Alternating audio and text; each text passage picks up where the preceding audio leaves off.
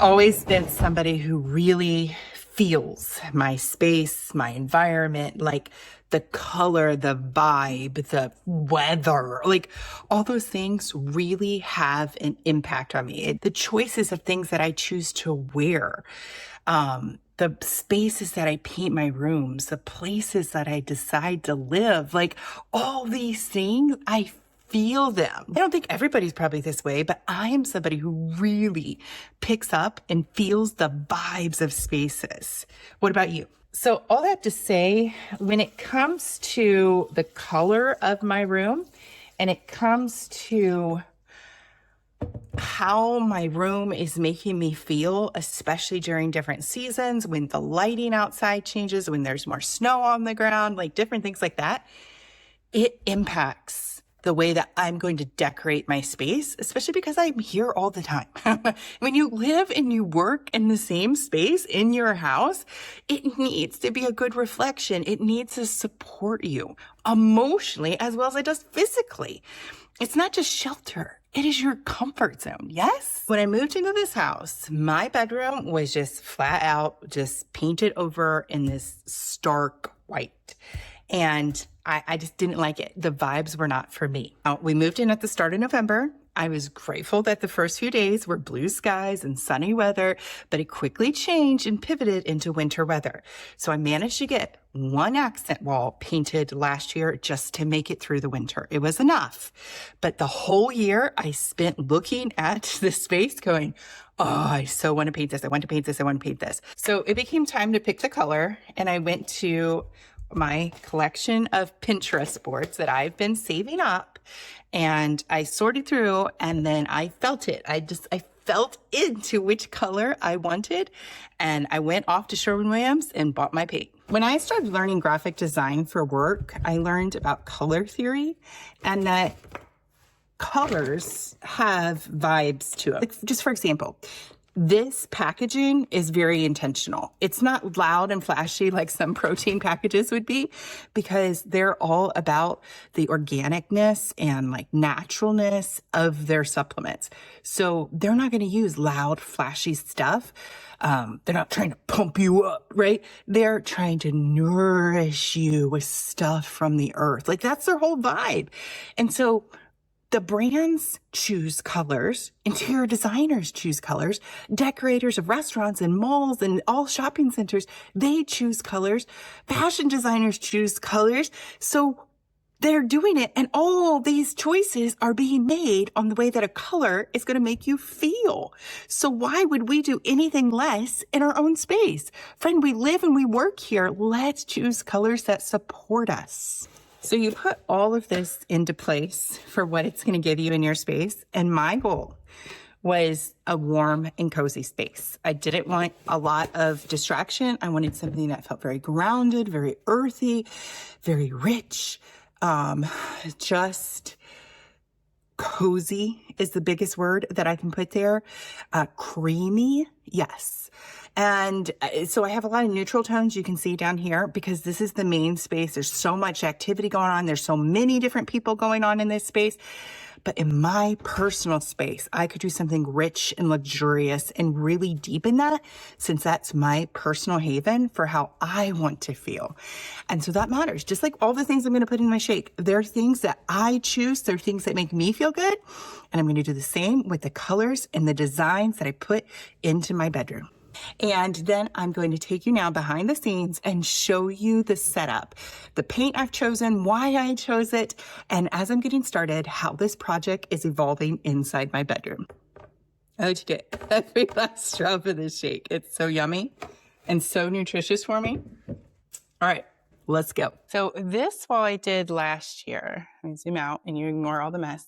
But I did one accent wall because if you are emotionally driven by your spaces and colors, like I am, then you will understand I had to have at least one wall painted last year to get through the winter. Because look at see how it is outside? Like, it's just so much whiteness from the outside because of the snow. And then the sky, like the sky is literally just white because it's cloudy and it stays like that for a long period of time. So Like, it's a big open space. See, I have a vaulted ceiling. However, I just felt stifled is a good word. Like, oh, it's just, I need color. I need warmth. That's what the color's for, to add warmth. So I plan to color drench both of these doors and then the exit door right here. So for now, I'm going to leave the accent wall. And then I'm just going to paint everything else all in this new shade to warm up the space. All right, ready for the color reveal? It's like an earthy color with purple undertones, which, remember, I had the purple-ish color accent wall, which in the daytime and the nighttime lighting, it's like two different colors, and I love both of them. But I think purple everywhere would be too much for me, so I needed something to go with it, and I hope that they work together and I can keep the purple accent wall, but we shall see. So, all right, let me put it on the wall and show you what it looks like. Dip, dip. Ooh, this looks so creamy. Okay, here we go. Oh, yes. I like it. Like, and I know this is just the first coat, but like, it looks so warm and rich and creamy, and that's what I want for my space. Now, I just get started painting. When I feel the inspiration to paint, I just do it. So I went to the store yesterday, bought the paint, and now here I am. Next day, I'm ready to go. But I take my time, and I have painted a lot of things at all of my different houses throughout the years. So I feel like not expert, but pretty good status. And I go slow, and I'm using a hand brush right now.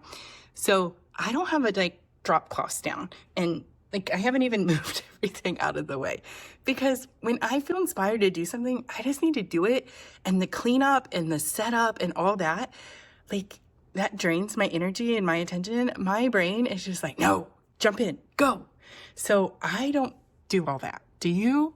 And that's totally fine, because we all operate differently. I'm just telling you, for me, I have to just get started when I have the motivation and the desire, because then I will go months and I would be like, no desire in me whatsoever to paint or do, like, you know, whatever kind of activity it is. So I have to go with the spurts of energy versus pushing myself to do something that I don't want to do. And that's like, let's just pause here and have that mindset moment, because there are times that you will have things on your to-do list that you're constantly pushing away.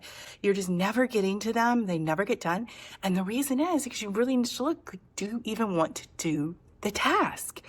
And if you don't have a strong enough motivation, if you don't have a real drive in you, then yeah, that's the reason you're going to keep procrastinating. You're going to keep putting it off. It's because it doesn't really matter to you. So that's what I'm saying. I'm going to paint now. I'm going to paint till my hand gets tired. And then I'm just going to call it quits. And because I don't want to overuse my hand, I want to, protect my hand. And then I'll move on and I'll do something else. And this motivation of not having it all done, I'm going to paint in sections so I don't end up with like random haphazard patches on my wall for weeks. No, I don't want that. But if I just paint in sections, then I can go slow. It's fine. And take my time. But I'm going to paint because I'm in the motivation to do it. And I'm willing to prioritize this. So just notice that about yourself. What are you actually willing to prioritize? What needs to be on your list today? Because not everything needs the place on your to-do list, despite what you think.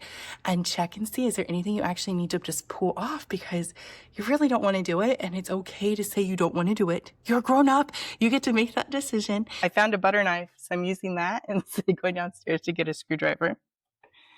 Keep it simple.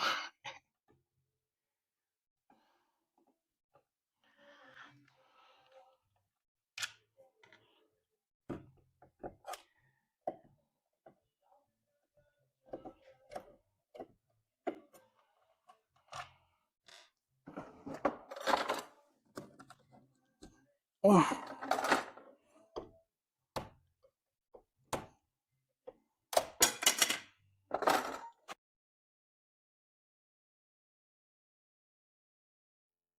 Meow, meow, meow, meow, meow.